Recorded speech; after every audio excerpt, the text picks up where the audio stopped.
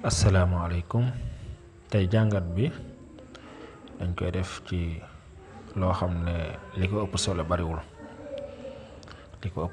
bariwul mooy parent yaay ak papa ñi nga xam ne yow bi ngay ñëw ci kaw suuf te ñoom la yàlla jaarale sa dikk ñooñu kenn amul seen fay loo leen jox ci respect rek doy na loo leen defal rek bu yeboo nga xeeb ko mënoo leen fay. dafa am benn waaye buy nettali nee na moo ci dëkk yi nga xam ne yenn saa yi seeni parents muñ demee ba magal toll ci yenn âge yi nekk maam dañ leen di jël yóbbu leen ci maison de retraité bu fekkee noonu lañ koy tuddee ci kër yoo xam ne ay mag lañ fay dajale am ñu leen di toppatoo daal duñ leen bàyyi seen kër yi ñoom ñu nekk ak ñoom bàyyi leen ak sët yi di leen toppatoo parfois duñ def noonu dañ leen di yóbbu ci kër yooyu. nee na moom dafa yóbbu wajuram papaam ci kër googu bàyyi ko fa abandonné ko foofu ndeysaan di dem yoonam.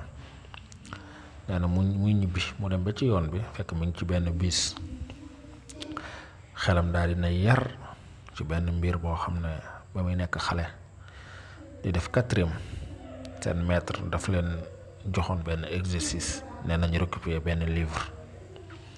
nee na moom mu bind ba sonn pare rek ndeysaan fekk mi ngi naan ndox kaasu ndox mi daal di këpp ci kayam kay bi pour tooy mu découragé di jooy noonu la jooyee ba nelaw.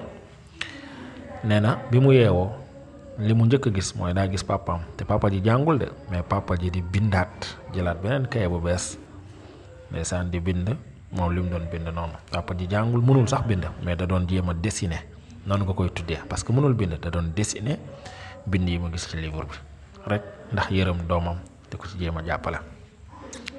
nee na image boobu moo lay yar ci xelam. nee na loolu mun nga ne bokk na ci li ko gën a poussé ba mu continuer njàngam ba réussir ci njàngam. nee na loolu bi mu ko xalaatee ndeysaan mënul téye boppam mu daal di wàcc ci bis bi daal di ñaan ara ñu may ko mu wàcc ci bis bi delluwaat ca place bi mu bàyyi woon papaam. delluwaat foofu fekk papa ji ndeysaan sëgg ci siyaada bi di jooy. mu ne waa papa looy jooy ñëwaat naa kay pour jël la kay pour ñu dellu kër ga jarul ngay jooy. papa ji ne ko jooyu ma loolu de mu ne ko lan ngay jooy mu ne ko avant ngay agsi fii 3 minutes avant ngay agsi rek dama dégg ci information yi ñu ne bis bi nga yéegoon moo accidenté loolu lay jooy ni. allahu akbar moom mi ngi abandonné papaam dem papa ji mi ngi jooy ci ginnaaw ndax information boo xam ne dégg na ko. gis nga kon waajur wallaay mënoo ko fay mënoo ko defal dara ba mu doy ba nga ne yow fay nga sa waajur defal nga ko loo xam ne daal tax na yow nga war a ndamoo ak yu mel noonu. kon ku nekk na góorgóorluwaat fonk waajuram su fekkee ñi ngi dund moo xam bu góor bi la moo xam bu jigéen bi la nga góorgóorlu ci ñoom. su fekkee génn nañu àdduna aussi nga leen di bañ a fàtte ci ñaan. aywa jërë ngeen jëf kon ñu dajawaat incha allah ci beneen jàngat.